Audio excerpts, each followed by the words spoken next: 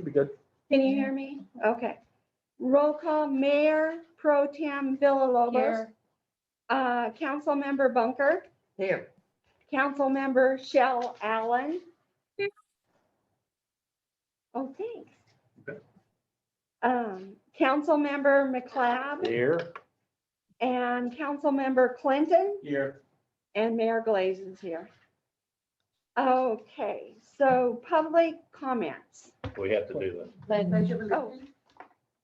Oh, you're right. We have to do the pledge.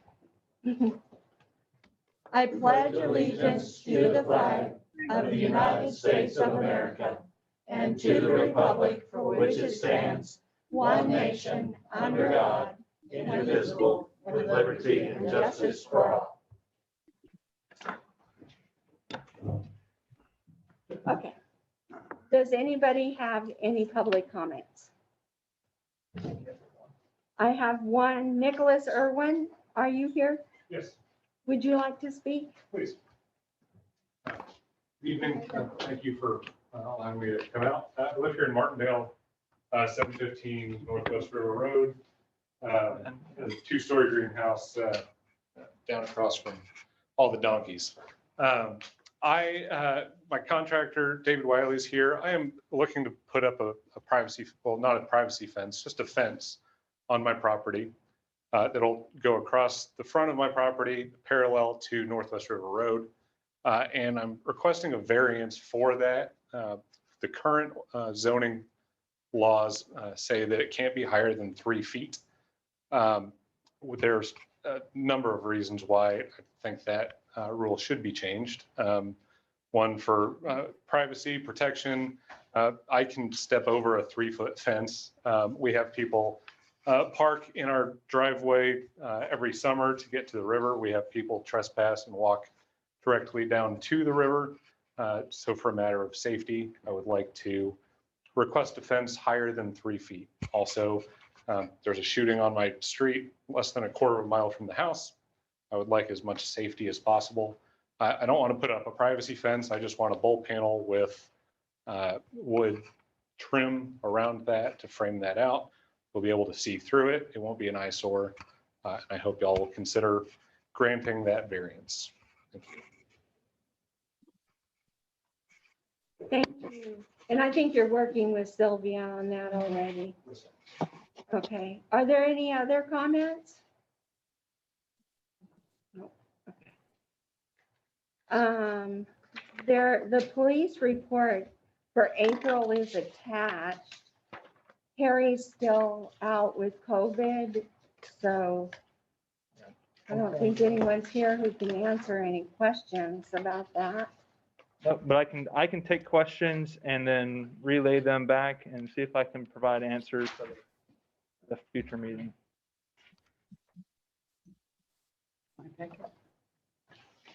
You don't mind me still in the agenda? Down to the rest.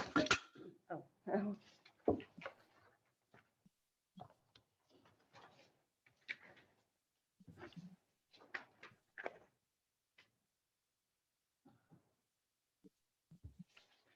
Okay, if there's no questions, we'll go on. I hadn't seen it. Yours? Oh, it's on, I think, the very last page, Oh, okay.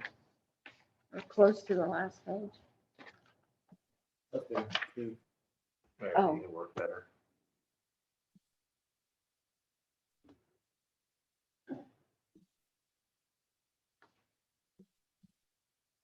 And Jared, I have a question.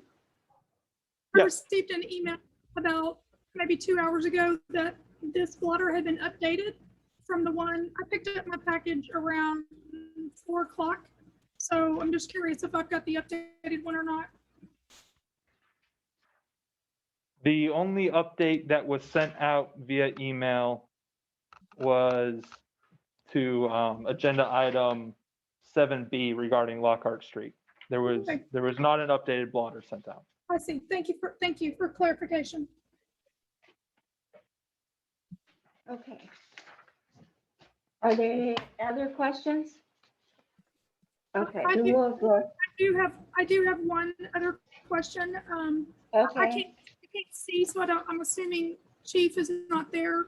But He's- He's still out sick. Yes, ma'am. On item number 9, I don't have a question about that specifically. However, it does remind me that there is a annual check-in or some type for sex offenders who live in our city and in our ETJ. And I am just curious if what month that it's supposed to happen. Okay, I'll take that Thank question you. back. Get an answer.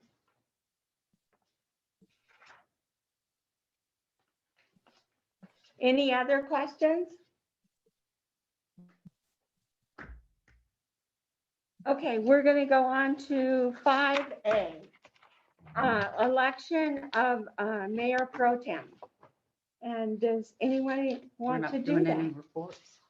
There All right, are never- no other okay. reports. We did them just last week. Oh, okay. Yeah, so for the way that the council has decided to do this in the past was council members who were interested announced their desire to serve in that capacity for a term of up to 1 year, and then council would vote on it after those nominations were made. I'm okay with doing that again.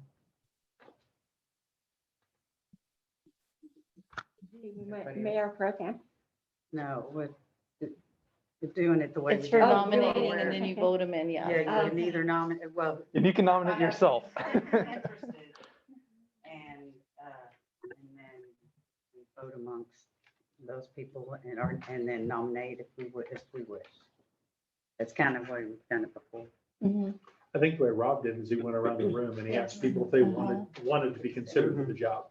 Sonia, would you like to be considered? So I would like to say yes, that I would. I think that I've set an example, within the work that I have done and contributed to the city as far as, being able to show some leadership as far as with volunteering for the cleanup days, for the water distribution. There was an incident that was going on here in town just a while ago. I was calling the mayor. I'm able to call my council members whenever the shooting happens. So I believe that I'm very proactive in the city, and, that's why I do what I do. So I'm interested in continuing as Mayor Pro Tem if I, have the support of my fellow council members. Dan, I'm not interested. I'm not interested. Sam, No, I'm not at this time interested in it.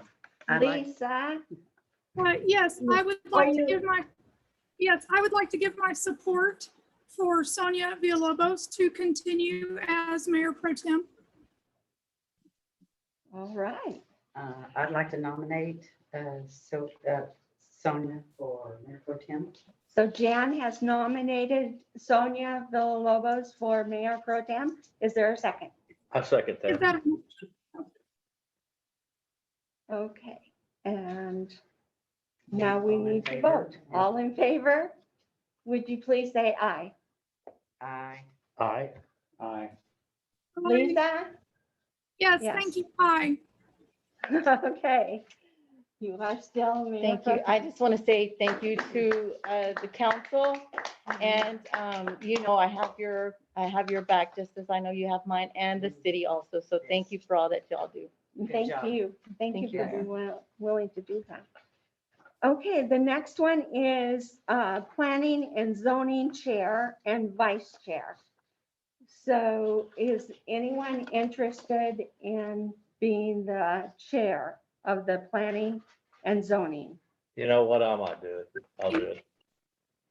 My You're time. interested? Yeah, I'll do it. I think I'm interested if y'all will, if you support me. I got some learning to do, but I would volunteer.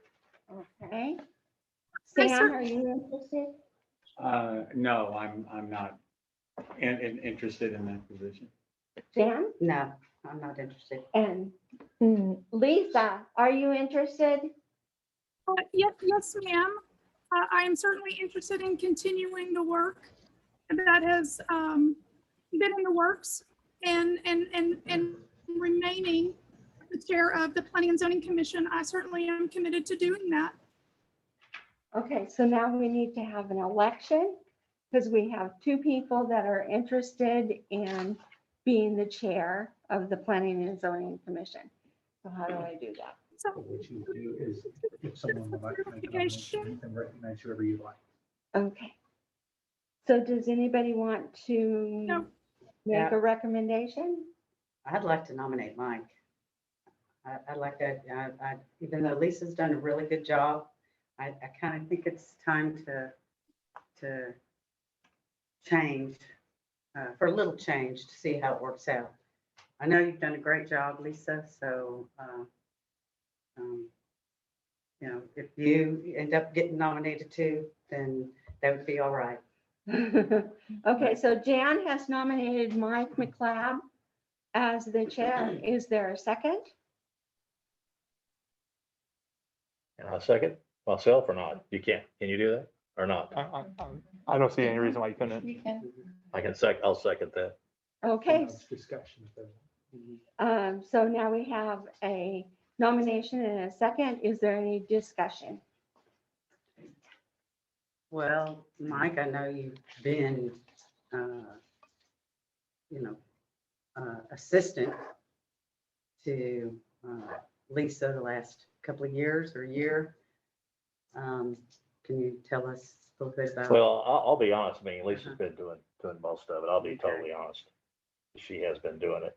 Like I say, I'd be willing to volunteer to change it up a little bit to, get somebody else in there if y'all so desire.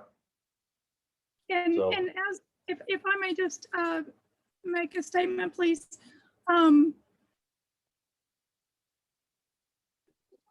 Absolutely, having additional input is important.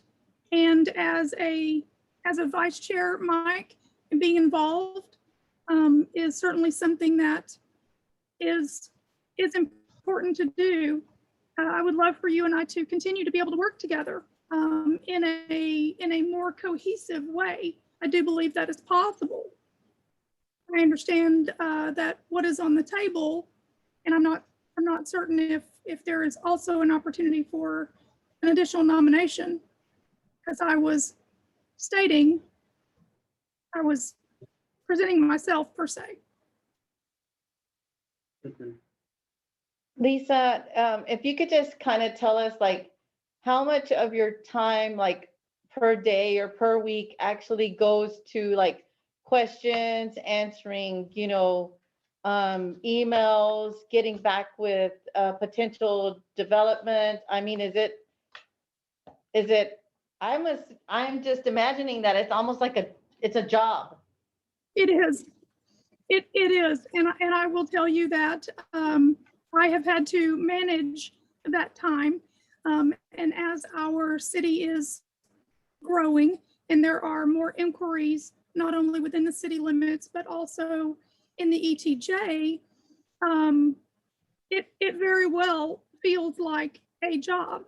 And so, but having learned the amount that I have over the years and understanding the process, I do believe that there is certainly support out there and gratefulness for being able to navigate questions with what people can and cannot do, what developers, meetings with, to answer your question, between meetings with potential developers or developers, as well as residential inquiries. Some weeks I could spend several days taking care of that particular business as well as meetings. Some weeks there may not be anything but a phone call or a text. So it's not always consistent, but it certainly is ongoing. Okay. Okay, thank you. I have a question for you.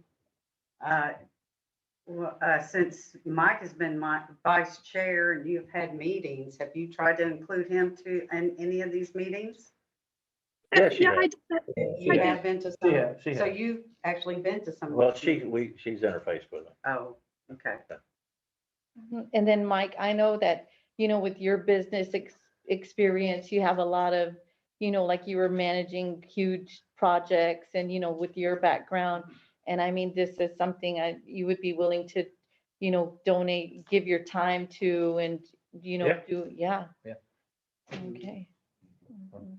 Like I said, I would love to see us be a dual face and actually attend meetings together, and be in the loop. That's the way that to me that the baton is handed off, if you will. Okay.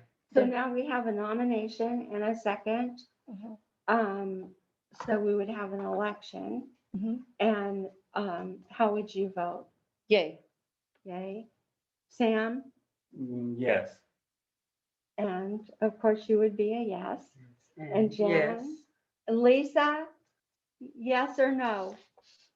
For Mike to be the, pardon I me? would like to remain the chair, so not today, no ma'am. Okay. Okay, so we have 4 yeses and 1 no, so Mike is the new planning and zoning chair. Okay. Yay. So now we need a vice chair. So do we have nominations for I a have a vice chair? nomination. Okay, Lisa Allen. Lisa Allen. We have a nomination for Lisa Allen to be the vice chair of the planning and zoning. I second. And Jan seconds. Is there any discussion? Okay, so we'll go ahead and vote. Yay. Sam Yes. Yay. Yeah. and Lisa? What no? We're voting on you being the vice chair. Yes, ma'am. Okay, we now have a new planning and zoning chair and vice chair. Thank you, guys. Lisa, I want to work with you as a team, okay? I certainly hope so. No problem. Okay, Okay, at our last meeting, we had a list that Mayor Davini left us. He'd been working in the shed and cleaning, and he had boxed up, I think it was 22 boxes. There's a list in our packet again of items that can be destroyed. And there was one question someone was asking me about, have we gone through the proper channels to get these destroyed? So can you talk to that, Jared, for me, please? So the ordinance sets out a process that is followed prior to destruction, which is bringing the list of records to council. That's what we're doing tonight. The actual destruction of records, we have previously gone out for quotes. During that process, we identified a lowest cost option.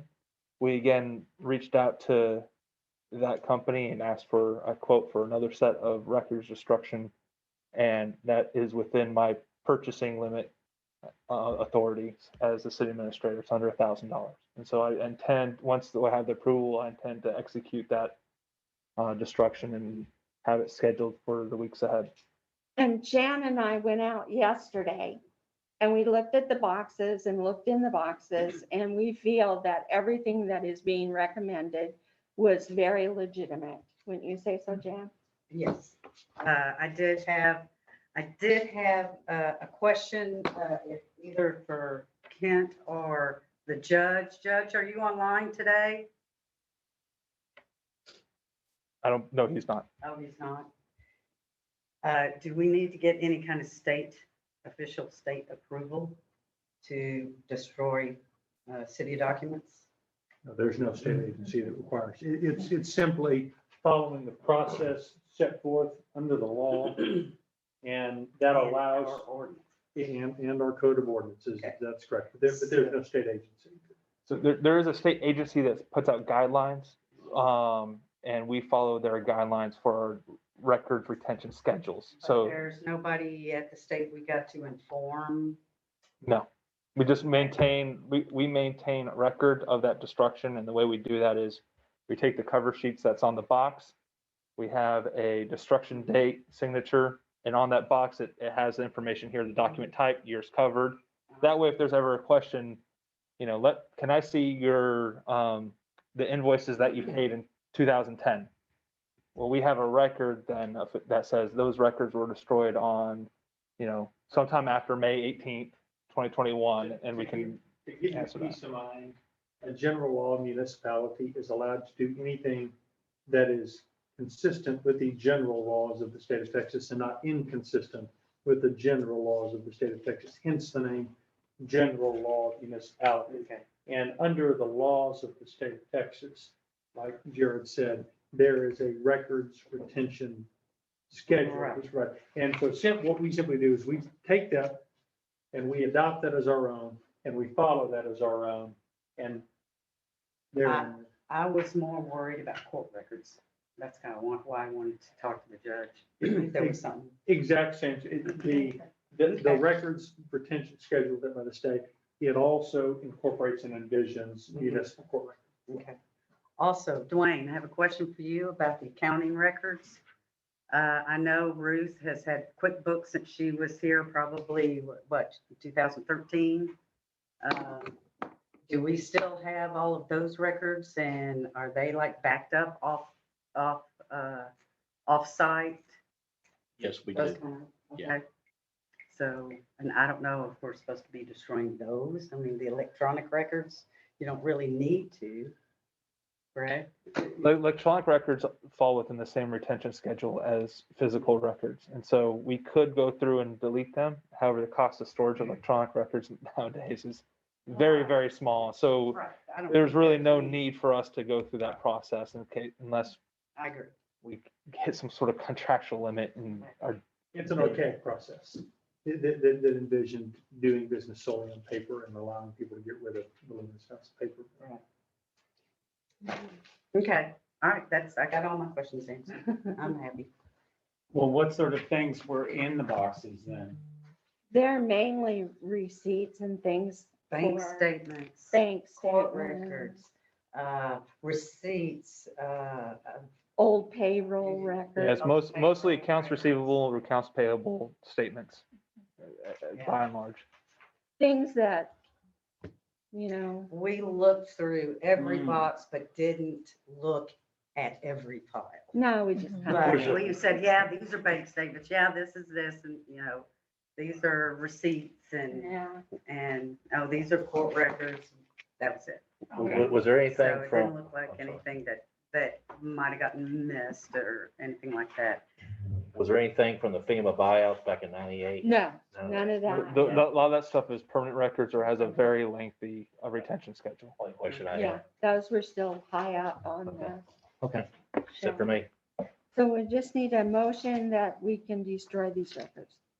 What do you like to make? I make a motion that it's okay to have these records destroyed. Second. Yeah. Okay, we have a motion and a second. We'll go ahead and vote. Mike, I destroy the records. Sam, Yes. Lisa? Oh, Lisa's she's muted. frozen. Lisa, She's can you hear muted. me? She's unmuted. Can you unmute her? Sorry. Oh, Yes.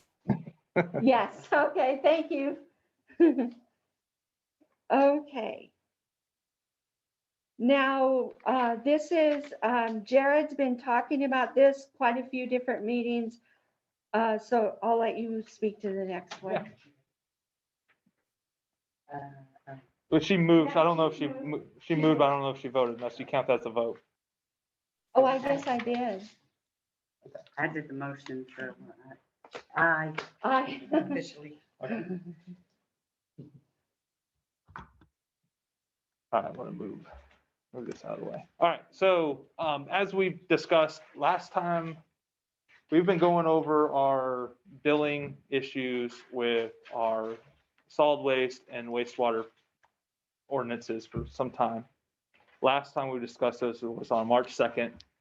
The proposed changes were presented then and discussed then. The only substantial feedback I received at that point was, in addition to the changes I had recommended, was to increase the deferred payment plan time period from 6 months to 12 months. I've made that change. And now that we have council and election over, I'm bringing this back up for city council approval. And the draft ordinance is part of the package. And I can pull up the recitals unless there's any discussion on the changes.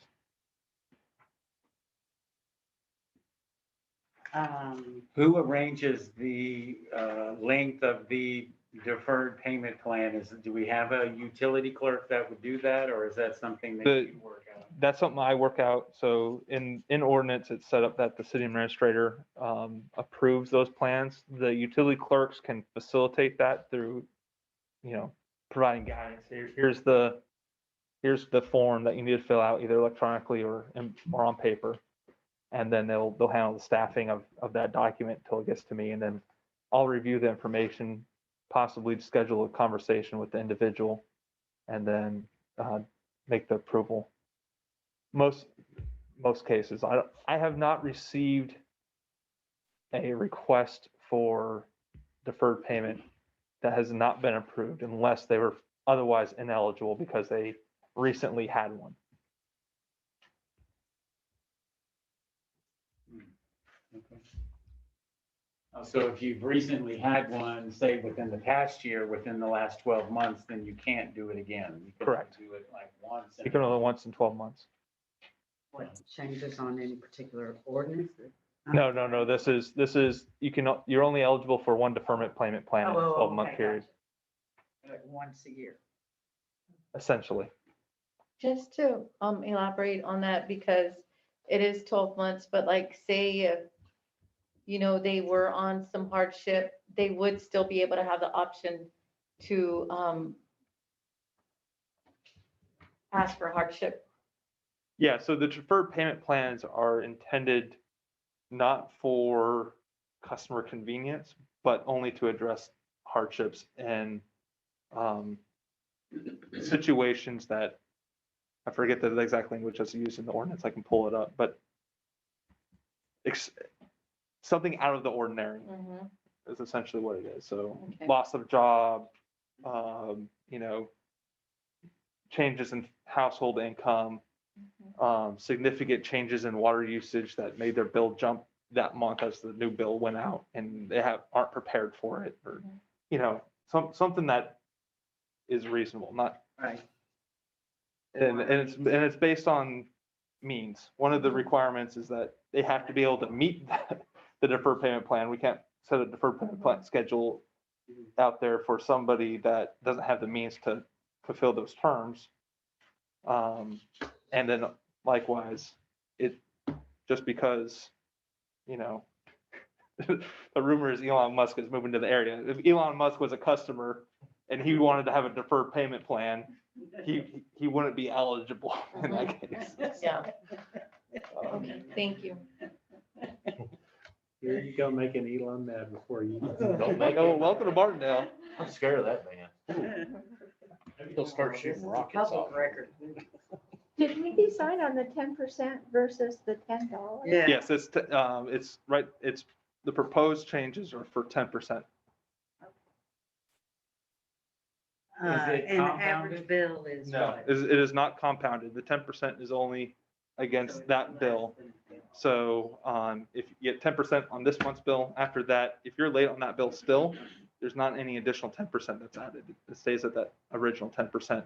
However, if you don't pay that late bill, you're going to be shut off. Okay.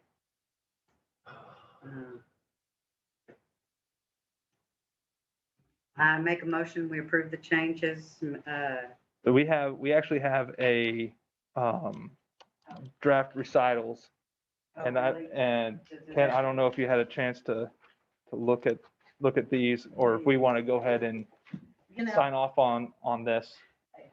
Usually you kind of have the parts that you changed on here. So, yeah, it's part of it. It's, At least have it like highlighted or something.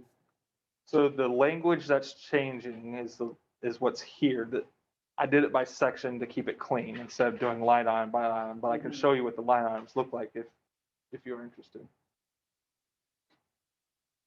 They were reviewed at the March Yes. 2nd meeting. Right, I can right. pull them up again if you'd like. Yeah, and that's,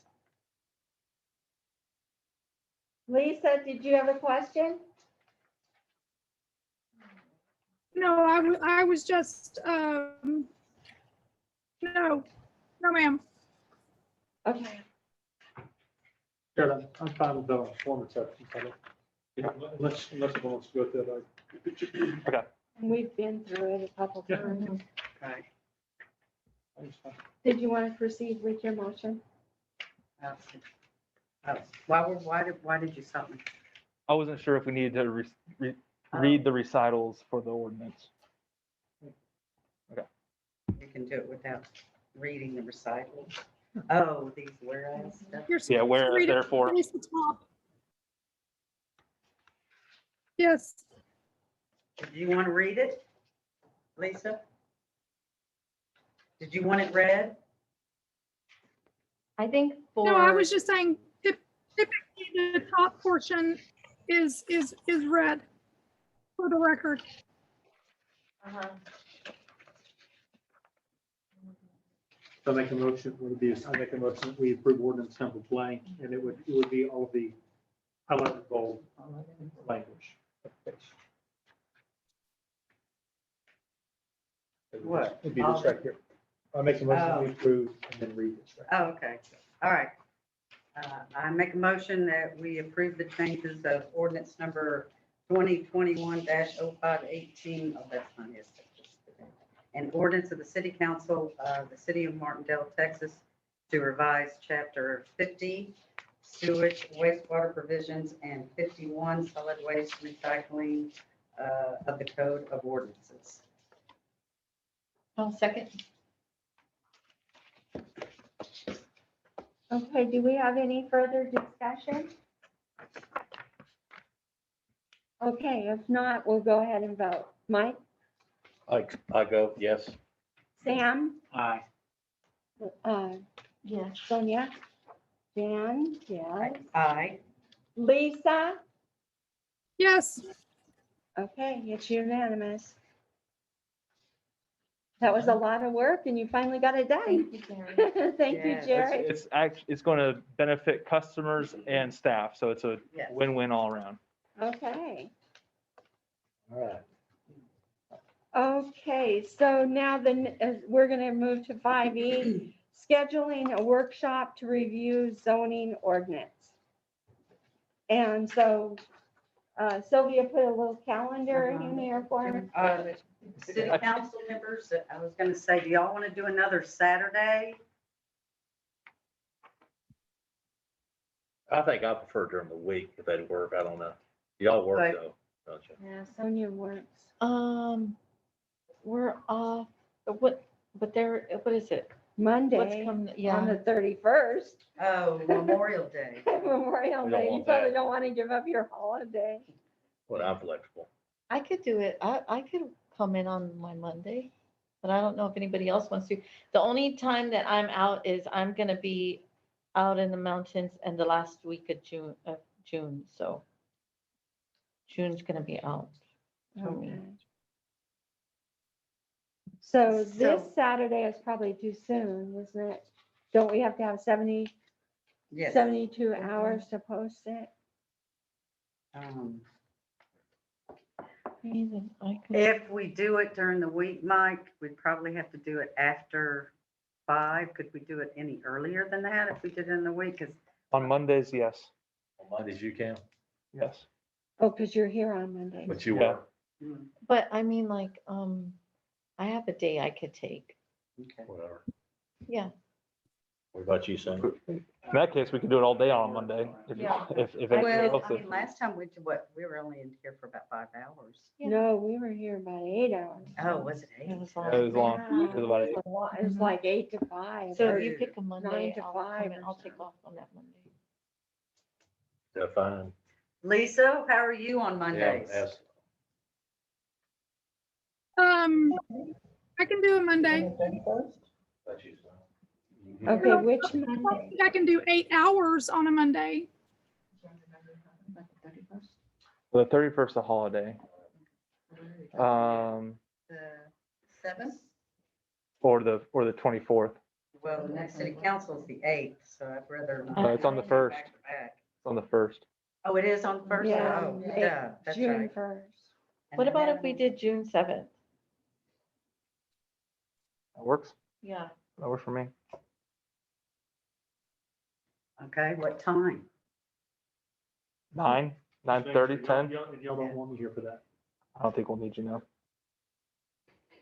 Lisa, We on June call. 7th? Oh, We'll put you on. Okay. email. And this is a public workshop as well? Yes. Okay. So And we're anybody can still attend. defining the definitions in the supplemental use table, or I think we went through that pretty well. We did most of the definitions. think We did a we- lot of the use table. We started to get, based on the interest of council, we went ahead and started looking at campground RV park regulations. Right. And then as we finish up those, at that point, we'll probably be able to start looking at the map. Okay, so, yeah, and I think we need to have a kind of a strict agenda of what we're gonna, and I don't want to be bouncing around. Yeah. You know, but I think that'll be good. Let's finish the RV campground definitions, and I guess any other definitions that you have. I'll double check, make sure I haven't left And anything off, then- but I'm pretty sure we've gone through most everything else. And then we're actually gonna do the hard stuff, like actually maybe possibly changing zones. Is that what you're? And, we can discuss it further in the workshop. We would be looking at the map. With an agenda when we get there. Yeah, Okay. we'll put out an agenda for it, but it's going to include RV parks, campground discussion, managing flood hazards through zoning, open space, green space kind of stuff related to that. And Finished all of the little. we've gone through a lot of it. We're close with Yeah. definition. We've gone through a lot of it. Well, That was not the just longest part of it. definitions, but, Even the use. who's gonna- You know, what R1's gonna get, and what R2's gonna get, what R3's gonna. Yeah, we can go through those. Some of that isn't as necessary. And that's, I mean, we obviously can, it's a workshop, and so I'm gonna leave some time at the end if there's something, Yeah, you know, yeah, if we haven't got to that, there's interest in discussing that, we can do it in a workshop setting. okay. Do we want to start at 9 or 10 or 9:30? 9. Yeah, and Late in the, I mean, Yeah, I don't want it too early. Don, I'll play with you. Nothing, 9:30 is fine. 9:30, okay, 9:30 it is. Everybody okay with that? Okay. Everybody Yeah. okay? Okay, June 7, 9:30. 9:30 to what? Till we're done? TBD. No, I say I'll no. probably need at least 6 hours plus a lunch break, so probably 7 hours. 9:30 to 12:30, take a lunch break, come back, probably done by about 4:30. I say, yeah, 9:30 to 4 is good with me. 9:34, is that what we're coming up with? If we need a couple more minutes after that, we can. Okay, Okay, And it Okay, will all be, it will be available via Zoom, yes? I'm sorry, Lisa, I couldn't understand. I think That it's best workshop if will we're all be- here. The workshop will be June 7th, starting at 9:30. It's a Monday. It will be via Zoom, yes. She wants to know if it's gonna be on Zoom. Last time we all got together, it was easier, we but, didn't. we- that was She on was Zoom. oh, we did, Zoom. I oh, was you on were on Zoom? I was on Zoom too. Oh, you were? Okay, Yeah, we can do it on Zoom. yeah. It's a little less effective, but it's totally manageable. Did you hear that, Lisa? Yes, ma'am. Okay, So this was listed as a possible action. I wasn't sure for scheduling, special meetings or workshops, whether it needed to have a vote action or not. One of two ways. Mayor can call it, or it can be, well, one of three ways. Solely by action of the mayor, on the demand of 3 council members, or by vote of the council meeting. You pick. Okay, that's why I had that. Vote on it. You don't have to. Oh. No. You, Okay. mayoral power. There we go. Come on, Catherine. We're gonna have a meeting. There we go. I thought we all just decided on it. So we're supposed to actually have a motion and everything? No, you don't have to. You have the power to drag them in here anytime you want. Oh, okay. Oh, Okay, well, we all decided June 7th, 9:30. Okay, we'll go on to the next one. Discussing the possibility of having a 4th of July parade. Jared and I met with Jane Latham yesterday for probably an hour. She gave us all her notes. We do have maps of the city. So the first thing is we need to decide, does the city want to have a 4th of July parade? And if so, which day? Because July 4th falls on Sunday. So it would probably be better to have it on Saturday, or the official holiday is on Monday. I have called Lockhart and San Marcos, and neither one of them are having a parade. Lockhart is having fireworks that night, as is like Dale probably, and Lytton Springs. So we didn't know until we reached out to Mayor Davini that a year ago, this council passed a resolution that the city was going to take this over. So he didn't know exactly what sponsor meant, but it at least means that we will buy the porta potties, the insurance, which could be, Jared was looking at it, $325, It's a couple $100. couple $100. For event. Porta potties, we had bought 2, I guess, for over in this vacant lot. We would have to have some extra off-duty police for major corners, Mhm. probably Um, up like off of Highway 80 and that area, and then over again on 1979. I forget exactly where.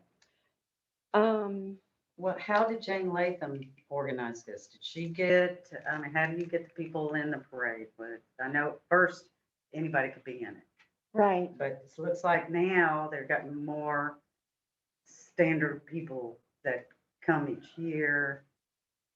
So I don't know the Newspaper? logistics. We may need to, Just newspaper, and then contacting like Chamber of Commerce of other cities, telling them that we are going to have a parade, word of mouth.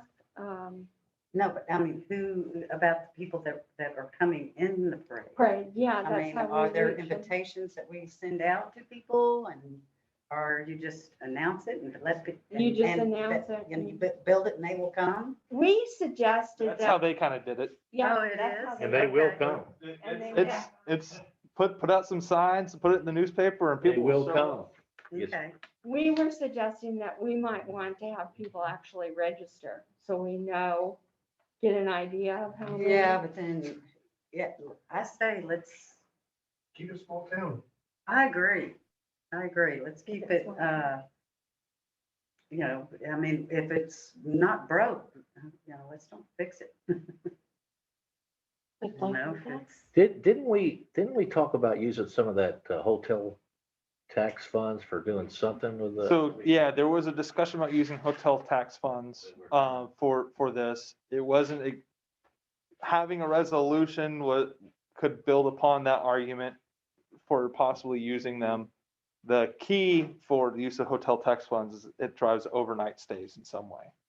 And so that's why in the language of the resolution, a music program and fireworks extravaganza are kind of tacked on to the end of the parade, make it an all-day event, have it go into the night and make it kind of a destination sort of thing that people would want to stay in Martindale to participate in the festivities.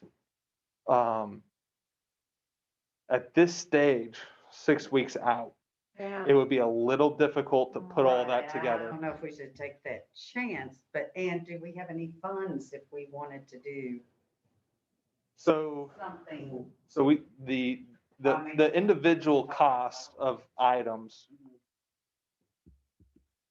Like likely is less than $1,000. It would probably fit within, you know, the porta potties and police. Extra garbage. yeah, it'd be extra garbage, porta potties, the insurance, the overtime. It would be kind of spread apart around our budget and we'd be able to afford it. Helps a lot. Job Corps helped, Gary Job Corps has helped a lot, but we are unsure of their availability. Let me pull up the slides again. They're still Because out. they've been out, they're likely still out. We had a, what do we call it?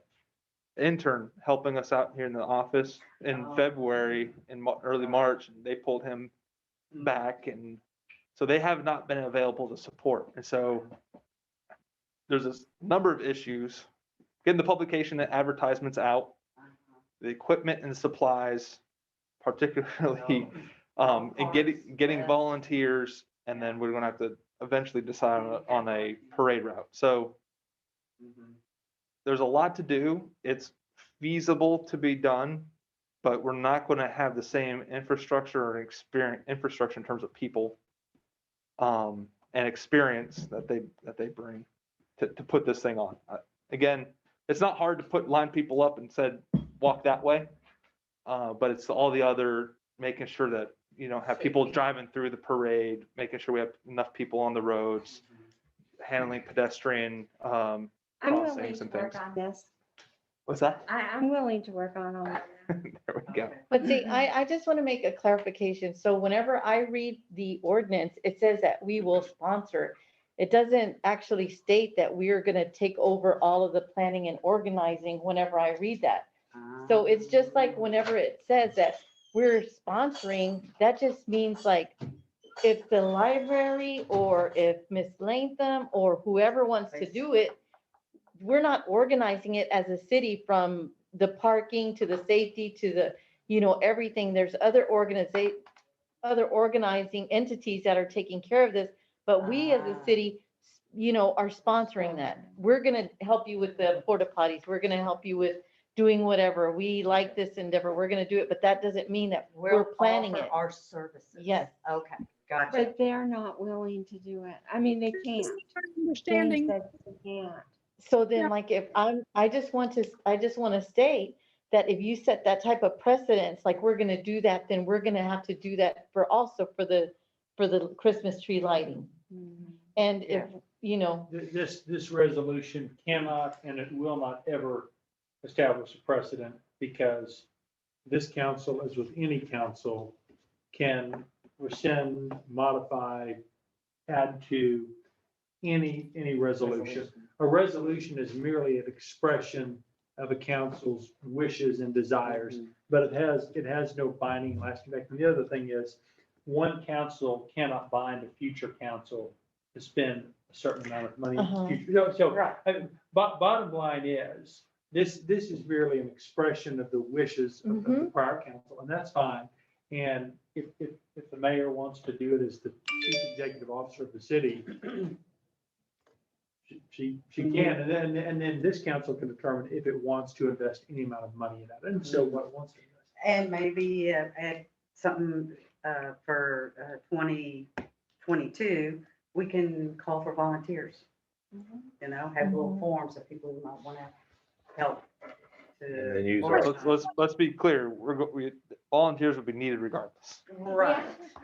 I have a question. just to make sure All it's right, safe. Lisa has a comment. Mayor, when you began to introduce this topic, I heard you say that you met with Jane Latham and she gave you all of the information. Can you Yeah. either repeat or state exactly what that information was?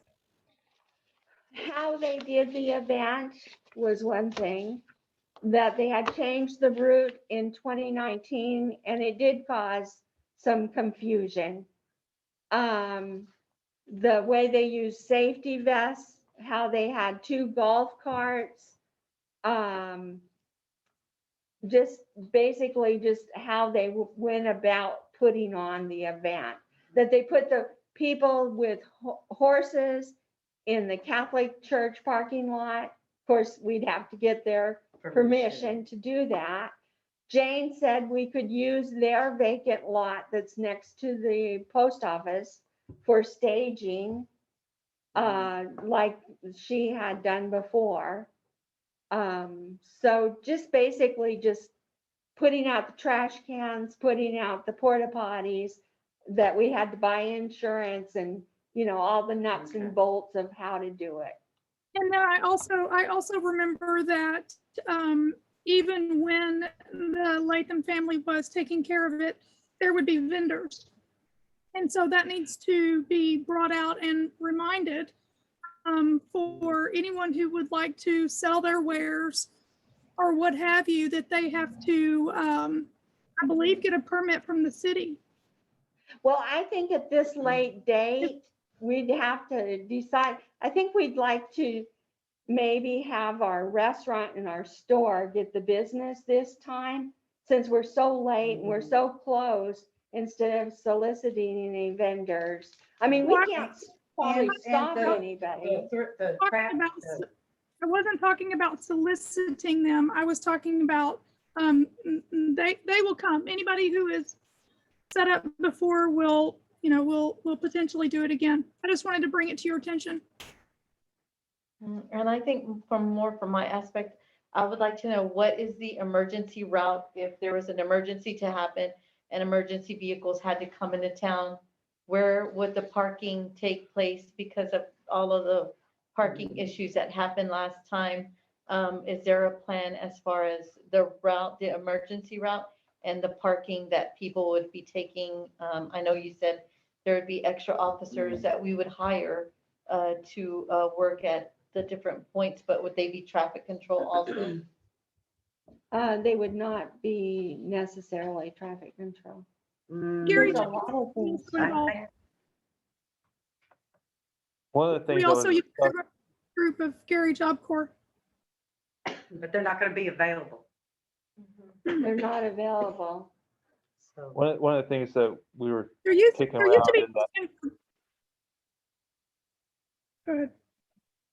I'm sorry, we didn't understand that last comment. there used to be what? That's okay. Okay. There used to be a standard in regards to when the 4th of July fell on a Sunday. It was either done the Saturday before or the Monday after. And I don't have an answer to that, but I do remember asking Jane years back what that protocol was. She recommended Saturday, Okay, well then that's the way it was then. but our first decision would be, as a council, do we want to do this? Because we're not sponsoring anybody. If we take it on, we would be probably taking it on. Did you have a comment, Sylvia? I want to state that I think it's too close, and I think you should, or I suggest that council take this home, ponder, and then maybe come back later on and for next year. Because it's going to be, to me, and I've done events, and it takes about a year to get to the end of the event and to be successful. That's my suggestion, is to possibly wait till next year. Work on it from here on in to see what you want, see what you need, and see who's gonna come to the city and say, help me, because I want to take this event over. Can you sponsor me? And that's when the city comes in and says, yes, we can sponsor you. And I mean, just thinking about it, I could say right now that for me, my answer, although, it seems like we're finally being able to like breathe a little bit with coming out of the pandemic, but yet our numbers here in Martindale, we still have active cases here in Martindale currently. I cannot have on my conscience having a spike, here in our community. We cannot even state how the, porta potties would be sanitized Do we have proper washing areas where people would be able to wash their hands? And I know it's like I'm a Debbie Downer right now. I'm sorry, but that's just real stuff. But I mean, I love the 4th of July, and I mean, I think a parade is amazing, but I think it's too soon. If I may jump in for just a moment, if I may jump in for just a moment and support the sentiments that Sylvia and Sonia have stated, I completely agree. And moreover, I believe that be it this council or well, yeah, this council basically needs to form a committee that, you know, 1 or 2 people on the council would head up and then solicit volunteers in the community to put it all together properly. And I agree with what Sylvia said. Basically, go ahead and get started for next year. I'm willing to run with it and organize it, so. I have a comment about that also. Go ahead. Go ahead. What I'm worried about, if we wait too long, are we gonna lose what Jane had built over the years? Yeah, because we didn't have it last year. We didn't have it last year, and, yeah, we really need to do something to pull this community together and get people out. I mean, even if only a few people show up, at least we're starting it back up again. You know, if we're worried about COVID, maybe we can limit it, the size of the parade. The only thing I would add, I mean, if we do this, I wouldn't do a music program. I wouldn't do fireworks. Right. I just do the parade only. And keep it- limit it to a certain amount of time. Just Why simplify don't it. we, let's take Sylvia's suggestion, ponder on it, come up with what you can, and, you know, if you need help, you know, ask. I can make us, I'm some sure. phone calls and see, and then by June 1st, I can tell you what organization there could be. Okay. You know, it Is that probably okay? won't be a big turnout, but, you know, I kind of think we need to get things moving about getting Uh-huh. the community kind of back So, together. I mean, and, you know, because we do have a city administrator, and I do value your opinion, what are your thoughts on it? So I am concerned about creating a super spreader event, but I think that at this point in time, CDC, the governor, the president, dang near everybody is saying, if you don't go get vaccinated, you get the virus, it's your own fault. That's a perspective that I have. And so they kind of put it on individuals to take responsibility for their own health and welfare, and those who don't want to show up won't. It I is think- outside. And it's outside. I think that 6 weeks is a big stretch. We need probably at least a team of 12 volunteers plus equipment to safely put it on. I think there's some unknowns, especially as it deals with pedestrian safety on 1979. The best way to handle traffic is to use that corner lot that we do our Martindale cleanup spots and put parking down there, put parking in the park, and then have flaggers control traffic. But now we need to coordinate with TxDOT, see if we can do something like that. There's a lot of work that needs to be done, and it kind of needs to get started tomorrow if it's going to happen. If we don't have the volunteers to replace the Jerry Job Corps folks, I don't think that we would be able to safely put on this event. So if we are able to secure those volunteers in anticipation for the event, and we get strong commitments from them, plus maybe some backups, then I think we could probably slap it together. This thing started as a family and their kids going down the road, and I think slapping it together is kind of in that spirit, a little funky, a little Martindale. I kind of like it, but it's not going to be as there's a chance that it's going to go a little haywire, but as long as everybody's okay with that and it's still safe, then we're okay. Based on the resolution, I think that you two have the authority, based on the resolution and on Texas law, I think you two have the authority to run with it, do what you need to do. Whether we want it or not, yeah. And then if you want to spend Mhm. some money above and beyond thresholds, then you got to come back to council and ask for approval. But there's already a framework for you to. So but Yeah. do we need approval to spend that money? What you don't know what you want to spend it. Just Yeah. insurance? Yeah, just kind of, why don't we table this until next meeting? Previously, when We'll the have city, another when the one. city has See what helped you can out, come up with. it ran about $400 to $500. Now, taking increased responsibility for equipment and supplies for those volunteers, instead of Job Corps or people in the community providing, traffic control vests and signage, those costs I haven't accounted for, and that could get pretty close to some spending limits. Now, we can get reserve officers, can we? They're not, Yeah, but you're paying for them. you have to pay for reserve officers? Without Gary Job Corps having a volunteer at every corner, I cannot even begin to see this flowing properly. I wonder if I can get the firemen to help. Well, they're, They're already- the Maxwell- I go to church with Tony Collins, and he's head of the Maxwell Fire Department. we can't use all of them because some of them have to be available for emergency response, and they likely are parade participants themselves. And so I'm not sure how many people they have, but you're quickly running out. Right. But it's something to look into. Just bring us something, and if y'all can think of something to help the mayor, then Jared, do you think that there would be any amount of money that would need to be spent between now and the 1st of June, less than these deadlines being missed? The only thing could be is reserving the solid waste bins and the porta potties. So That's, and that, and golf cart.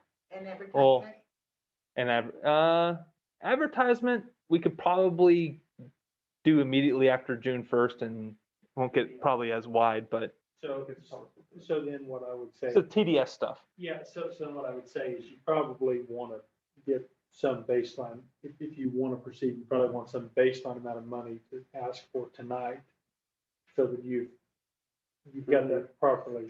Yeah, how much of the waste bins and how much of the porta potties and how many of the porta potties? That'd be a couple $100, so up to $300. And the I- The insurance, maybe another $300. Together, they're not going to be. I don't think we'd have problem getting the insurance a month out. They're pretty quick. I think I could wait till June, after June, to organize that. I can let them know, hey, heads up, this might be coming, and they could have something ready. But I don't think we need to spend money on it. The TDS stuff is the only thing I don't know about their lead times.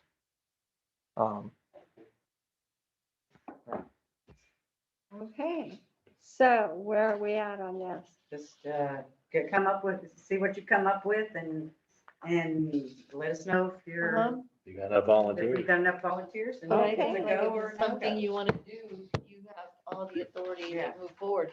You don't have to have us say yes or no. Yeah. All right, Just keep here us we go. posted. Okay. Yeah, keep us updated. Mhm. I will do that. So that doesn't Oh. mean you need to table the item. Well, it's Well- not necessarily tabled. I'm gonna see what I can get organized in the next couple of weeks before the next meeting. And maybe she can just do it in the mayor's report. And you know Unless what? you wanna do a I'm really discussion. good at organizing things. Mayor's report, unless you want to spend money. I mean, if you want to reallocate money, then that would Then we be, have to agenda. that's reading the agenda item. Okay. So that'll be your call. Okay, So all right, so we're gonna go on to number 7A. Discussion on developing a grant advisory commission. Mike, do you Yeah. want to speak to that? Yeah, we've got this $1 million grant that the time is ticking. I think it's gonna be up in November.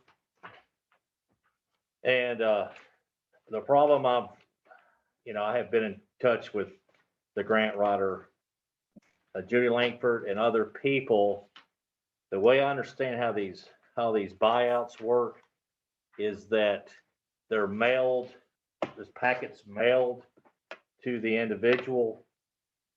And who knows if the people even receive them or if they looked at them. What I would envision is a advisory committee like the River Advisory Park Advisory Committee, where you have volunteers, which already I've had, Richard Salmon said he would, he has grant writer experience. He would be willing to volunteer. Dole Mosier actually said he expressed interest. Scott Smith said he expressed interest. I've talked to Irma, the little Hispanic lady lives on the corner over there. I've expressed interest with her. So what I kind of vision as is a group of people like grant writers and grant writer experience, and we definitely need the Hispanics on board to talk to these people about these buyout programs and basically educate them, tell them, for example, you know, here's their property.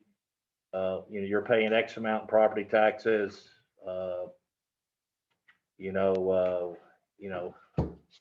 There's X amount of dollars. Maybe we could even find additional funds, maybe, you know, find additional funds, and then basically interface with the grant writer with this committee to see if we could have a communication between the advisory committee and the grant writer, and then the advisory committee with the council to give us an update.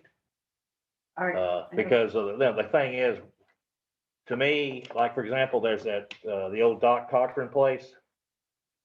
They can't find the title, they can't find the owner, they live in Alpine, you know, can we find the owners? People could research it. And I just think it'd be a great loss if we leave $1 million on the table and we can expand some of that land. This grant that you're talking about, one specific grant now, this is. Yeah, it's a grant for this bottom land, basically, over by Ellen Bates' property. Multiple. The landowner walked into the office on Monday. I talked to him for a few hours. He was wondering how we bought the rest of the land surrounding his property. Who is that? He's the landowner. I'm not, you can find the name on the CAD website. Anyways, he was concerned that the city had used FEMA grants in 2014 to buy land that was rightfully his and not bought from somebody else. Oh. Anyways, I got his address by chance, and he owns that square that's next to phase 2 and above phase 1. We have an address. I'm not sure if the Langford folks sent it to his address, but it's in Abilene. He's probably not interested, but again, No, But I just wanted to make sure his property Wasn't bought underneath him. taken. No. over by the you can't, that's strictly a volunteer, but you could explain to him, you know, here's your taxes, and, you know, and maybe there's additional funds, maybe say it's valued, maybe the offer was 250,000, maybe you get another 50 or whatever. Because, you know, I assume some of those people that buy that property realize there's not much they can do with it. It's in a floodway. Second thing is they're going to pay a lot of taxes on it. So I'll just say as an interface to get with these people like that individual, and maybe explain to them, we're not going to take your property. We can't take your property. It's strictly volunteer. That's all I All right, can. now keep talking about a grant writer. Is that something that we're gonna eventually have to fund?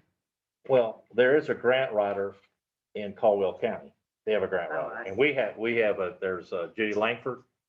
It's kind of this committee would interface with the grant writers or whoever the grant writer is, and interface to Oh, say, I see. to assist the grant writer either in dropping the packages off. And that's why I need the Hispanics on board to talk to these particular families to say, hey, you know, All right, so I just want to kind of just interject there because I've heard you kind of saying Hispanics like two different times. It's not only about the Hispanics because Oh, no. there's different races that own property there by the river. So one thing that the mayor was on with her, campaign was that a lot of this property is generational property. Understand. So because, it is generational property, some people just don't want Well, to they sell. don't have to, It's because I know that was, on your campaign and from constituents that you spoke to. What did some of them feel like? Well, they don't want the taxes raised, was what they were saying. They didn't Mhm. want to be taxed out of their land. well, let me clarify. I'm just Yeah. talking, the reason I said Hispanic, these families know, these families, I know, well, these families know each other. Okay. yeah. These families know each other and to say, hey, here's, maybe they can't speak Or don't, English. yes. They don't I understand. get you. It's not, we're not gonna force anybody to do anything. Uh-huh. It's just to explain to them, here's the property. Here's your property tax, here's your deal of, This is what you can get out of it. This is what you have to do. possibly, we could, like I say, maybe find additional funds, make it Yeah. sweeten the pot. I don't know if we can do that or not, but like I'm saying is, I think it's worth an effort since we got $1 million out there to try, at least to try. And if we Yeah. can't, we can't. And if we can't get all of them, maybe we can get some of them. Mike, and then what, like you said, with our grant writer from Caldwell County, can we utilize our grant writer in Caldwell County to assist Martindale in grant writing? That's a good question. Like I said, I think Judy is involved with it more, but it's more, like I said, more of an interface committee with the grant, just to assist them, Yeah. like finding the people, contacting the people, Uh-huh. just to inform them, this is an option for you. If you don't want to do it, you don't do it. It's not a, Mike, you can, insofar as a council member or the council as a whole does not vest a group of people with final decision-making authority. yes, You can appoint Councilmember McLeod's advisory committee to do this interfacing type work. There's nothing illegal about it. I mean, you can do that and then simply come back and report on it. So if you've got people that want to do this, you've got all the authority to make that happen. You just can't give away your authority to vote or make. oh, yeah, all they would do would be like the park advisory, Uh-huh. same thing, park advisory, where all they would come in and inform the council Mhm. to what was going on, and then work possibly with the grant writers. If we get to the point that the people won't even talk, if they don't want to say, get off my Yeah. property, like this gentleman, get away from me, we leave them Or I alone. like it. It could be utilized for parks grants, or it could be used for trails, or it could be used, there's many types of grants that they could be used for. So yeah, that would be good. But like I said, to me, the critical time is we got till like November, maybe a little longer. Uh-huh. And I just think we didn't really put enough, we need to do a little more effort to at least give it a chance in case somebody wants to sell their property. Gotcha. Okay? And That's if I may just interject a moment, and Mike, what you've described and sitting down and talking to families, having someone at the table who has the ability to interpret and help those families that they've had these properties in their lineage for decades and decades, and understand, that's actually something as a P&Z chair that I've entertained in my dining room. Invited families that own properties, and this was before those houses were completely flooded out and vacated, when people still lived there, helping them understand what they could and could not potentially do. So you have the ability to reach out in your own right. Oh, that's a good idea. What I'd like to do is maybe use this particular project on being able to get this grant, get your volunteers together and figure out what we have to do to get the grant. Well, I figured that's what it the grant is, the reason why right now it's being led by the county because it's a county level activity. Uh-huh. And the Langford folks, we've used them for other grant purposes. They're on contract with the county to run the traps on getting people to sign up who might be eligible. What the grant does is it funds the purchase of that property. And so there really isn't any money being lost to the city by not having somebody doing this. They have been working this issue since at least the last year, probably the last 2 years. Shortly after I came on board, this was going on. And a lot of these properties, this isn't the first time they've been approached by this, right? So the only thing that's really changed, if you look at the flood maps, Yeah. is those areas, was it Spring River? What's the community that's? Spring River Estates. Yes, that whole community now is underwater. My house is underwater. Where I live. Right, so Yeah. taking the buyout? No, but- what I'm saying, all I'm- it's not like- So that's everybody, I think people have kind of made their choice on this issue at this point. well, If they haven't taken it, I don't know if it's because of a lack of awareness. I think it's a lack of will and want to. Now, it makes sense for someone to go knock on the door and say, hey, are you sure time's running out? Are you sure that's your final answer? But if they're not But- maintaining the property. Well, if they're not maintaining it, that's another issue. That gets to code enforcement, which is something we'll talk later. Yeah. But on this specific issue, I think if we're not getting people signing up, it's because they don't want to. I don't know if it's a lack of awareness. Now, it could be a lack of awareness. It's probably worth someone knocking on their door saying, are you sure? well, But what I'm saying, at this point, this isn't the first time it's come out. I understand, but if somebody knows that person, is a neighbor or a friend or a relative or whoever, I'm just saying, I'd say it's just worth a shot Somebody. to have this advisory committee just to go out and interface. And I've had 2 or 3 people willing to volunteer and have some people from the Hispanics community. If they want to volunteer, I think, because that really helps everybody. If they're interested, if they're not interested, they tell us to leave. Recommendation I would have for you to consider is that volunteer group should look at housing alternatives that those people could transition into. Nobody's going to want to leave their home. It's one thing if it's a vacant property, but if someone came to you and said, hey, Mike McLeod, you're underwater, sell it to us. Like, well, where am I going to live? Now, I'm know? talking more of like the old Doc Cochran place.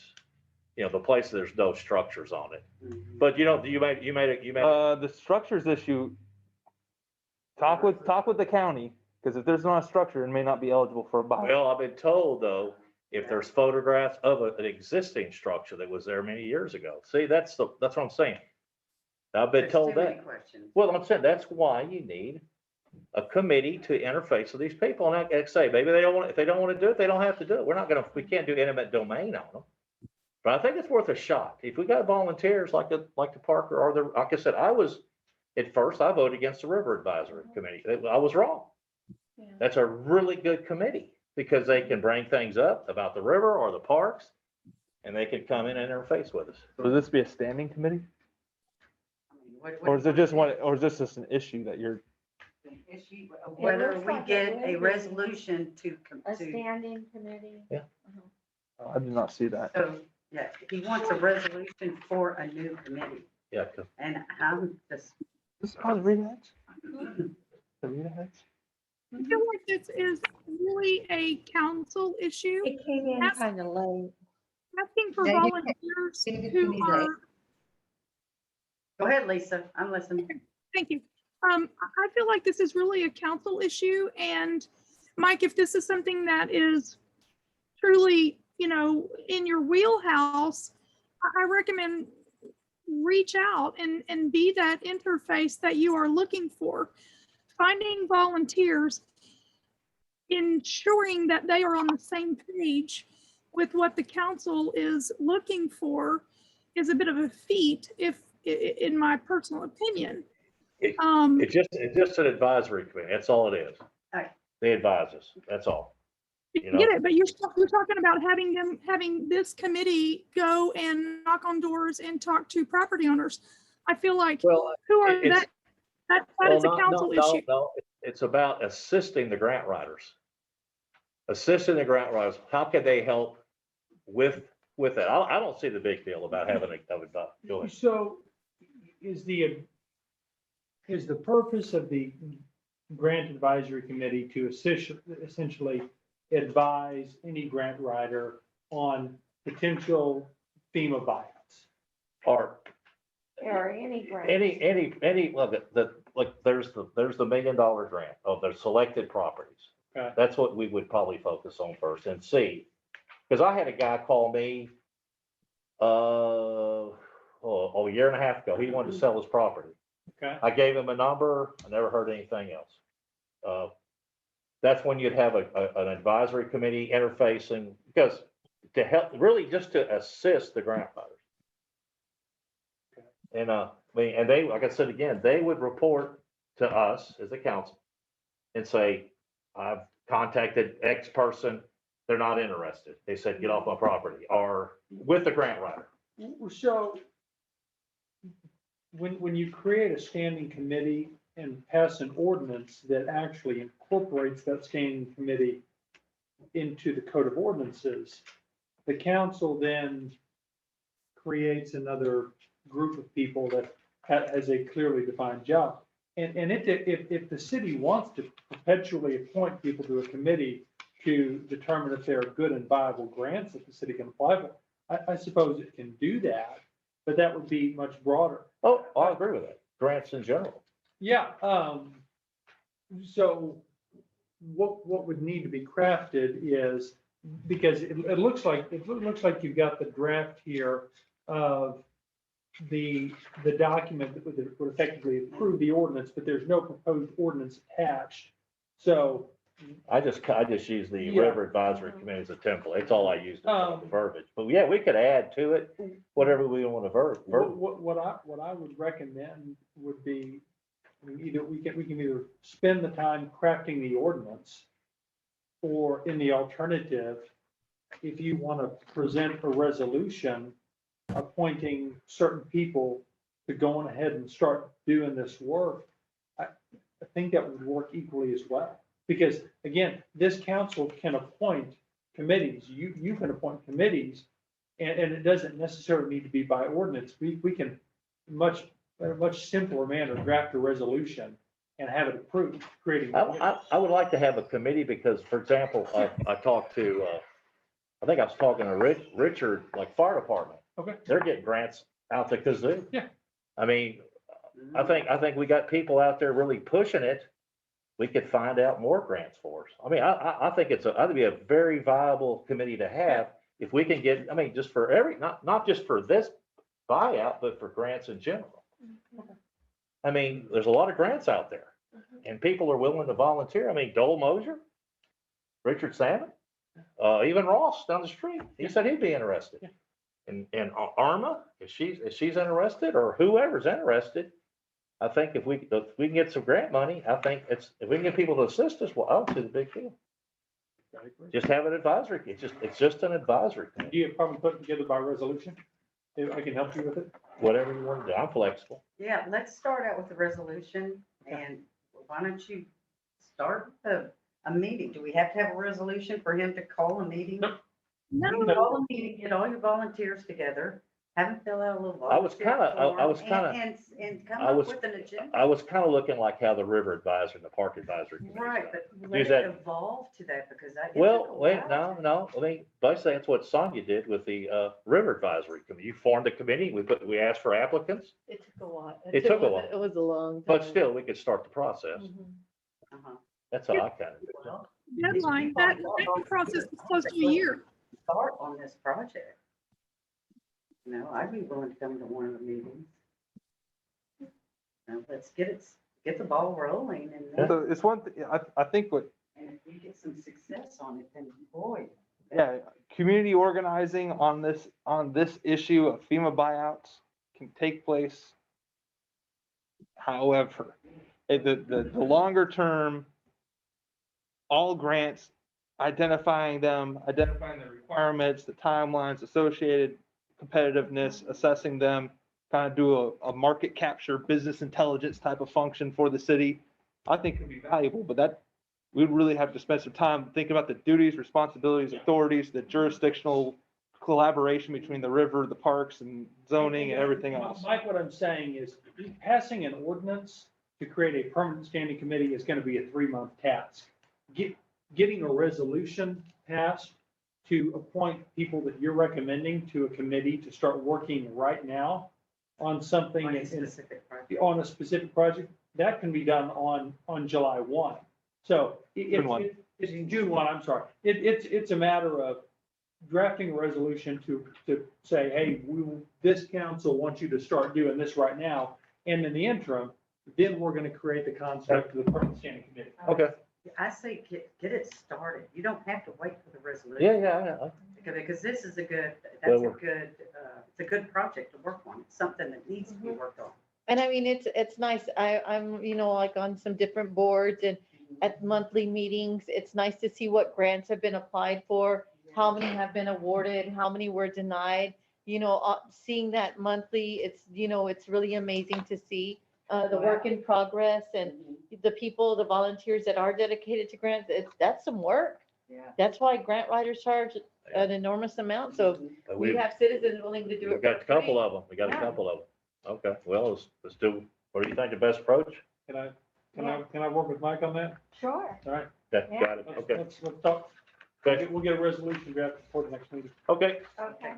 So we'll put that on the next, meeting agenda.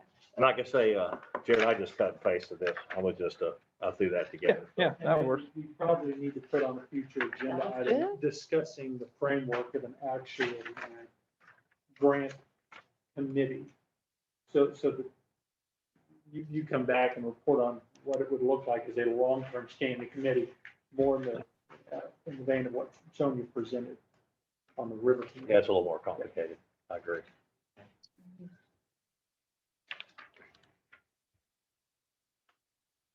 Okay, so now we're gonna move on to the next item, and that is an update on where we are as far as the Lockhart Street repair. All right. So Jared's gonna speak to that. Yeah, and I think we have our Freeland Turk Engineering Group on the line as well. Yep, there they are. So I was asked to kind of give us an update on where we're at since March 2nd. City Council moved to proceed with repairing Lockhart Street from Highway 80 to Main Street using the asphalt overlay process. We had cost estimates at that time, but we hadn't built in that specific method. So during the month of March, myself, the previous mayor, and our engineering firm developed a recommended approach, basically a scope of work document that would describe what we're going to do. We sent that to the Caldwell County Road Unit first part of April and asked for their feedback and an estimate.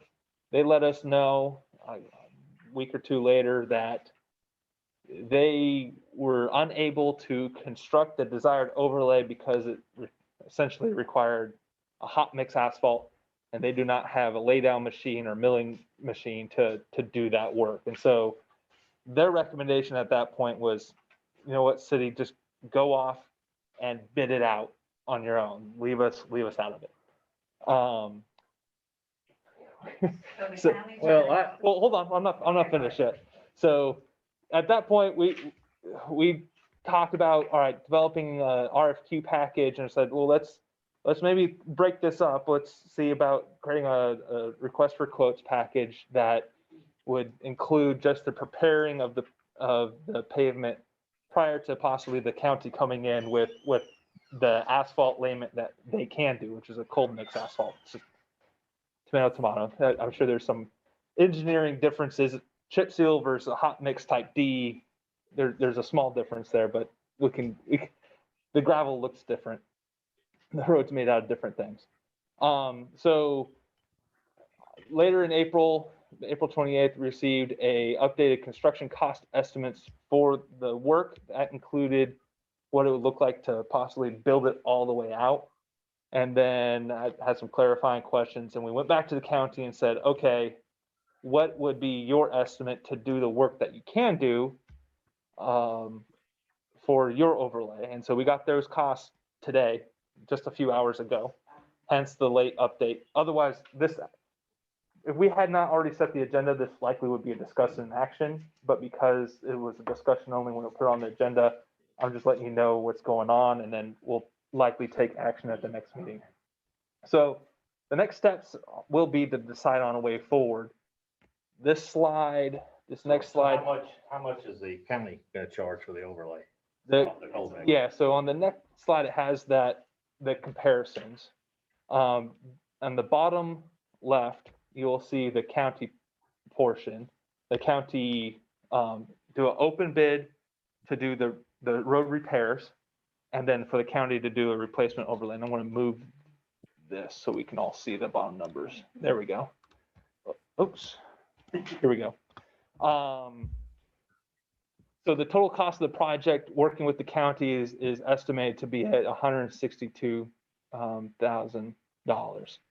If our estimate to use, instead of using their cold mix tack coat chip seal process, instead bid it out a hot mix asphalt overlayment at either a 2-inch depth or 1.5 inch depth, is projected between $145,000 for the 2-inch overlay to $129,000 for the 1.5 inch overlay. So based on what we have been working on since March, it appears that the cheaper option likely does not include using the county for our repairs. That's the end of the update. I talked real fast, said a lot. If there's any questions, we have the engineer on the line, and he might want to jump in and explain. Well, I have a question. Yeah, I've been involved with this for 6 months. I mean, I had a discussion with Donald, and I'm not an expert on road construction, but I've been around the block a few times. I was told that he could do that, the repair the edges, or the issue is the edges. The edges are the issue, and he said that he could do that, and I would, since we have a new administration here, I would like to sit down and talk to the county again, and to see what they can do. I'd like to go out and see the process, because again, I'm repeating myself the 3rd or 4th time on this issue. At the Three Dudes Winery, Old Martindale Road was very similar to ours. And they did the overlay. There was some edge issue. And I'll be honest, I drive that road all the time. There is a few failures on the edges, but overall the road is holding up extremely well. So I would like to have another meeting with the county on seeing exactly how they do this on the edges. If they put in road-based material, compact it, because I know they've run this problem before throughout the county. So I think the question comes down to what they're at. If I were to understand it, the question comes down to what we're asking them to do. What we're asking them to do is this recommended approach. And at this point, Tom, I'll turn it over to you to kind of work us through, but I think this is kind of would help answer that question. Okay, can you hear me okay? Yes. Yes. Thank you. Good evening, everybody. Good to be with you again. Congratulations to the new members of the council and the mayor. I think Jared did a great job of giving you a timeline and how we got to where we are. Let me say a few things about what I'd like to see. Back in, I believe it was February or March, I can't remember exactly, I did brief the council on the condition of Lockhart Street. And our concern about Lockhart Street is mainly the edges. The edges nearly throughout the whole length of the street are in bad condition. They're deteriorating. And this is largely because the street does not drain well. And so in the context of trying to accomplish a well-done overlay, we would like to see some very specific improvements to the pavement to prepare it properly for an overlay. And that primarily is to repair the edges throughout the whole length of the project. And what we are specifically asking be done is to mill a couple of feet on each side of the pavement, the whole length of the street, we'll mill out the existing asphalt, mill out the existing base, and we'll replace it with 6 inches of asphalt. And that gives the road a nice strong edge. And you're placing a material in there that can better withstand a very wet condition. Overall, I'd really like to fix the drainage, but that's just not in the cards in terms of the budget. So I'm doing the best I can with materials that are available and easy to use. So most of the cost of the preparation is in the repair of the edges. And so when we first sent that overall approach over to the county, I talked to Donald and he said, you know, I just don't have the equipment to do this. He thought the approach was good. He just said, you know, we don't have a milling machine. I would have to go out and rent it. I don't have a lay down machine for hot mix. We would have to go out and rent it. It's just not something that we do every day.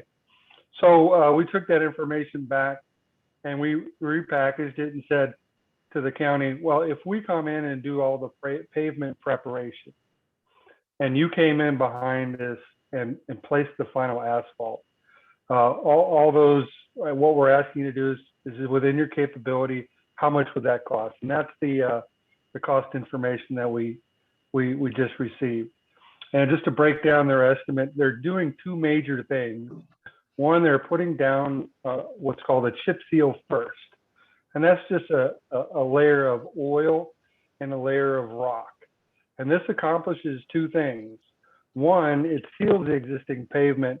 It gives it a nice waterproof surface, which is really important because it's a pretty wet environment. And then 2, it helps the new asphalt adhere to the pavement, so it lasts longer and it doesn't break apart and peel up. So I love what they're doing. We're calling for about 2 inches of cold mix. That's about 620 tons of asphalt. Everything they're doing is well within their capability, and I expect that they can do a pretty good job.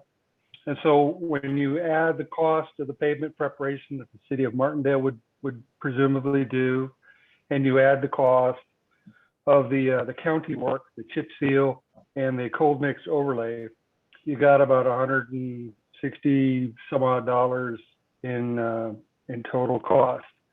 So you have that as an option. I also provided Jared and the former mayor with 2 other estimates. One was an estimate for a 2-inch overlay. That is assuming the project is competitively bid with the public. And it's basically the pavement preparation that I just described, and it's hot mix asphalt with a laydown machine, which is a better overall material, has a smoother ride, and I think it will last longer. Both approaches are acceptable, but that estimate was 140 something odd dollars. And so I did another cost estimate with only 1.5 inches of asphalt. And that cost, I think, was right around 130,000, which got you in under your budget. So I wanted you to have those 3 cost estimates so that you would have 3 different options to consider depending on your budget and how much you wanted to spend. And if I don't mind asking, Jared, is there an updated budget? How much do we actually have to spend? We just put some more money into long-term. 132,000. 132,000. Okay. So that puts us at that 1.5 inch overlay. All right. The only thing I have to add is that in my correspondence with Donald at the county, he felt like that they couldn't get to this until the fall sometime. And even in the estimate that we just received, there's something to the effect that this is assuming this work could be fit into their normal course of work around the county.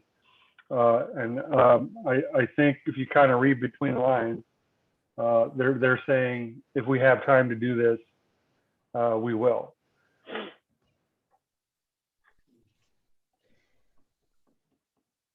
What's the lifespan difference between a 1.5 inch and a 2 inch overlay approximately? Oh,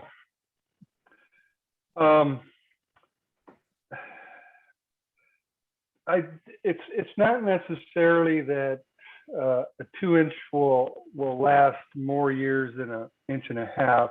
I think that the 2 inches, because it's thicker, it will perform better in the wet environment. It's thicker, it can take more load, it can take more pavement movement. So I just think it will last longer.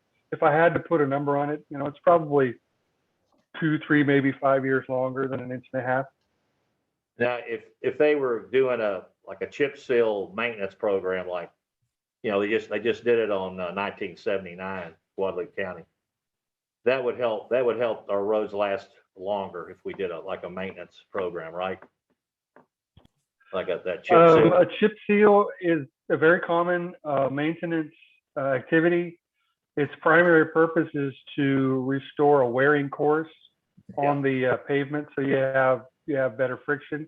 It's also a very good means to seal up the pavement and keep it dry, but it does not add any structural enhancement to the pavement at all. So if there are underlying issues, if there are failures, they will continue if you overlay it. You're not addressing any of the structural failures. Yeah, you need to have a good structure underneath it, but that would, Absolutely. that would actually, you wouldn't have moisture permeation through that chip seal. Therefore, your road would last longer if you don't have the water ingress. So that's something that I don't want you guys. When's the last time was chip seal put on our roads? I've never seen it done. I've been here many years, so that's another issue. Lack of maintenance, long term. Like if you look at Northwest River Road, you can see where it was chip sealed many years ago, and when the tires have gone over, it's slick. The chip seal's totally gone. So You can see the effects of lack of routine maintenance in Butterfly Meadows neighborhood. Yes. Those roads probably the best in the neighborhood, but when we had to go out and do pothole repairs, guess who's creeping a lot more pothole repairs? Is that neighborhood. And it's because that's They need to have one of those chip seal repairs done. Possible. for the maintenance. Yeah. just to seal the cracks, or there's nothing else, go in with tar and tar it up and do different other maintenance activities. That chip seal is not the only one out there, but there's Right, yeah, but that's something that we're gonna have to. our maintenance right now is reactive to potholes. We haven't gotten a proactive maintenance Right. standpoint yet. Oh, So, yeah. Uh-oh, what's going on? uh-oh. They're on. Dogs are passing each other. They're all leashed. They're all leashed. So this is almost like doubling what we expected. Mm-hmm. So, and I feel like we need to do the 2 inch. I mean, because we. I have voted- I'm sorry. Go ahead. I have a suggestion that might represent the best of both worlds. We can publicly bid the entire overlay project and have just a base bid amount for the pavement preparation. And then we can have an alternate for the hot mix overlay. And when we get the bids in, we can look at the cost of the hot mix overlay and decide whether we want to do it or not. And if it comes in at a good price, we'll have the contractor go along with the work. If we don't get a good price in the hot mix, we can always choose to use the county with their number if it's financially advantageous. So kind of do it in 2 sections to fit our budget. Yes. Same. Yeah, and that's something that putting out an RFQ bid is something I can do on my own. There's no requirement that we even award to a bid. You don't want to go out there and frivolously put bids out because you're going to eventually turn off potential Do it when, workers, when but they're ready. that's something that I don't need a motion or action from council to do in advance of the June 1st meeting. Oh, okay. We need to get something started. Mhm. And if we can get these guys started on the 78,000 we've approved, then let's do it and then come back, we'll come back. And you can come back with what we Yeah, need. and we can even look at where we're at with the budget. I know that there are a number of items that we're under on, some that we're over. We can sharpen our pencils to see if there's a budgetary motion that could take place to put additional funds into our long-term capital, if that's We still got available. some budgeting to do this summer anyway, right? Yeah, I mean, in June and July, we're going to start getting those workshops. So discussion Are and see the- where we can fit it in. Are these prices pretty firm? I mean, they're So gonna, these are our best estimates. We have not gotten any bids yet, but these are using, market rates and expertise and experience to so, put that But together. Freeland and Turk are willing to do all the chipping everything up and getting Well, it's edges correct. Freeland and Turk is the engineer who oversees the work. So Oh, any okay. sort of cost, I think it's over $20,000, has to be overseen by an engineer. So they're overseeing the engineer. We're using them to put together the request for quotes package, the bid package, and assisting us in reviewing those. And so, Oh, okay. I have a question. So is the hot mix cheaper than the cold mix, TACCO? Is that what we're thinking, that's what I'm seeing here? Or that's just with the county? Is that typically true? Um, Mr. Kirk? The prices are gonna be comparable. The actual hot mix versus cold mix is a little cheaper. But in this case, they're also installing that chip seal. And that might be why the overall county option is coming in a little bit higher. Oh, that could be it then. You're right. That could be it. Yeah. chip seal, chip seal is about 33,000 and the cold mix is about 47,000. And then the remaining costs are mobilization costs and overhead. That would be the same for each project. So what I'm saying here with the county, we're gonna put chip seal, which means it's gonna be sealed better than the two other options. Because we'll have chip seal over top of that asphalt. Is that correct? Well, one of the engineering differences between cold mix and hot mix is that hot mix is waterproof. Water does not go through it. Cold mix is an emulsion. It's called an open mix, which means it's not waterproof. Water flows through it. So whenever you put down cold mix, you have to put something on top of the receiving pavement to make it waterproof, and that's why they're putting the chip seal on. Okay, quick question. So when they're dumping, like I see them do Skulls Road and other roads, when they come in with a truck and they dump it, it's hot. It came fresh from the plant and it's hot. Would that be considered hot mix? That's considered hot mix. They're using cold mix, which comes at outside temperature. So the stuff and I've it's, seen, what I've seen on like Guadalupe County is they come in with a dump truck, the mix is hot, it's steaming, and it's coming off the dump truck, and they blade it. So that'd be a hot mix? That's Correct, a sir? hot mix. Hot mix, Yeah. okay. Okay, thanks for that clarification. All right, so we'll go ahead and build that bid package and put it out there. And it may not be back in time for the June 1st meeting. Sometimes let that line sit in the water for 30 days or so. So it might be some time before we have those costs, but we can, We can still have a special meeting just for that issue. but yeah, To vote on. once they'll come in. Yes, and I'd be willing to do that. Me too. We gotta get this road thing, push it. All right. Okay, any more discussion on that? Lisa, are you good? Yes, I'm good on that. However, I would like to either make a motion or a recommendation that we skip item 8, our executive session, and go ahead and do our future items on this Zoom meeting so that the public can be aware, and then break, and I will come downtown for the executive session.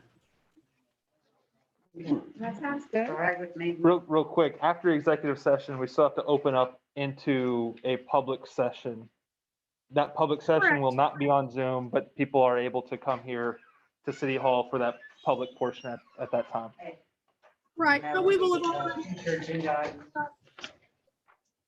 Her recommendation is we cover future agenda items now, we go to executive okay. session, and then after executive session, when we reopen, we don't have to go through future agenda items at that point. Oh, okay. All we have to do is we worry about adjournment. Okay, so future agenda items, we're gonna have to talk about the parade for one thing. Yeah, the Is that on parade. there? And we won't probably get back to the road thing you said. We can still list it, we may not make on the exact agenda for June 1st. but- The grant committee, advisory committee, our resolution. I'd like to do the tree removal and replacement, because I should have some bids by. Also on the Skull Bridge parking area, I've been working on that with Blue Bonnet to get a power light there. We need a transformer. You know, there is a light there. Have you ever been down there? So real quick, We spoke about the land. right, but it's one thing to have a conversation, council members have a conversation about feasibility of things, but Yeah. please do not go out and spend money. I don't believe council members on their own can do that. It's either myself under the authorities that are granted to me or the mayor. So No, I don't, haven't okay. spent money. You said you're having them coming out and doing it, so just Oh, my antennas go up. No, the light. The light on Skull. No, you're just inquiring. I was inquiring about a Okay. light because they said that we would need a transformer in order to have a light there, and it would be $1,200 Okay, so we for want a to talk about transformer. that. We need to talk about all those issues in the next. In the okay. next meeting, that's why Okay. I want to talk about that. Can at we the- get started? What? Are we gonna go down the list of future items and either make a discussion or determine which ones are gonna be on there? It seems kind of random. Oh, you're kind of right about that. All right, well. Okay, here's the so workshop. 21, 22 budget set workshop. Did We already did that. we, well, Oh, we did no. that for the, We'll discuss that the next agenda. What budget season is Oh, quickly budget. coming. I'm thinking, Yeah. I'm thinking. that- We'll set the workshop for the budget Yeah. at our next meeting. and Okay. rolling review of ordinance, we've already set a date for a workshop for the zoning ordinance. And, you know, we may get to some of these others. Review of the Skull Bridge parking area, that's, I and the would definitely light. like to see that. I would definitely like to see that on our next agenda based on That'd be a priority. our Agree. Yeah, most Agree. recent situation. okay. The Park Advisory Committee recommendations. That's what Sam was talking about as far as tree removal. And Board Commission membership selection. That'll be ongoing. Yeah, I definitely think we need to have that on our next agenda so that we can stay in sync. Yes. Don't get, Yeah, because there's people that lost. need to be chosen. Okay. Need Mike's resolution there. And, yeah. Grant committee. All right, so we're having an executive session after this. Yes, I might have to excuse myself for a few minutes because I had a tree fall down that is actually on the church's property. I don't have any power in my house. Blue Bonnet is there now. And you need to go do it. I need to just talk to them and then I'll come back. Okay. Well, yeah, I say your excuse. Well, I'll come back for the executive session though. Actually, it is the council that needs to vote that he can be excused. Mhm. Well, I mean, I'll come back for the I know, executive session. but I make a motion, it's okay for Sam to leave. I second that. Okay, and All in favor? all in favor? Go take care of your business. Yeah, I don't. And Lisa, Lisa, so you we'll don't have have a, what, a 10-minute break? Or a 5? Well, Well, hold let's on. finish the agenda. We'll finish future this. agenda items. Oh, Sam, he's got his thing on here, so you're okay. Yeah. so we had gotten down to tree removal and tree The replacement. other thing that I intend to bring to council is discussion action on use of hotel tax funds. It was set, there was specific buckets and items set out in the budget. I want to provide an update on that and some possible alternatives, and want to have something for you. And to I have get an I have opinion on. I have a notion, and it may not even need to be an agenda item, but this would be the time for me to bring it to the table. Annually, specifically when we have 4th of July parade, we give the instruction to whomever is doing, parks and mowing and tree trimming for us to go around basically where the parade route would be and trim like the council voted last year. I believe it was, a certain number of feet back and a certain number of feet up. I want to say 12 feet up, 6 feet back or something from the roads. And just in driving around with all the rain we've had, I would like to see that process stay on task for this year, so that next year when we do have a parade, if that's what's going to happen, that it will not be double the work and double the expense. You're talking about that crew that trims the trees and makes sure okay. Yeah, whoever does that, it doesn't have to be somebody special. We determined the amount of height and width that was appropriate. And like I said, I'm pretty sure it was 12 feet high. I just don't remember if it was 6 or 8 feet. Yeah, we can have a discussion on roadside maintenance. Okay. We have an So ordinance on that. We can discuss the bring that- process. Yes, okay. Yeah, I would just like to bring that to the attention for us to stay on an annual task with that item. Okay, we'll put that on there. Anything else to put on future items? Okay, so we don't close the I think meeting. that's enough for now. Some Some of the stuff that we might have talked about. Quick question. Is this for the county's bid for not repairing it? What is that 80? Yeah, this whole sheet. We're This is gonna the county's break bid. legs. So where we are, it's 8:28. We will temporarily adjourn and then come back into executive session at 8:38. 8:38. Okay, so Okay. we're gonna temporarily adjourn. Did you see that? This is 84,000 from the county. Mhm. And that's, we don't know if that includes the ends or whatever, but that's. Did I miss one? Their price, 84. That's That was not How on. much more it's gonna be. No, that's the total. No, that's the total. Yes. Chris Davis with the Waste Connection. I was here for apparently misread, or I didn't actually just got told, hey man, watch out Martindale, we got some solid waste stuff going on. Let me give you my card. We'll link up. I definitely wanted to, from here, might as well introduce myself. Oh, Well, and good. franchise with TDS and stuff, but definitely wanna Awesome. be available. You're not with TDS? No, ma'am, I'm with the Waste Connections. Okay. So next time we go out for bids, we've got somebody to go. Well, at least now, next time we go out to bid, you'll have a face to a name whenever you. Oh. Go ahead. Okay, that's what you talked about me. Yeah, sometimes it's difficult to understand like when the bids are, when the contracts are and stuff like that, so. Yeah, call us on email. Okay. And then Still have the schedule time to now.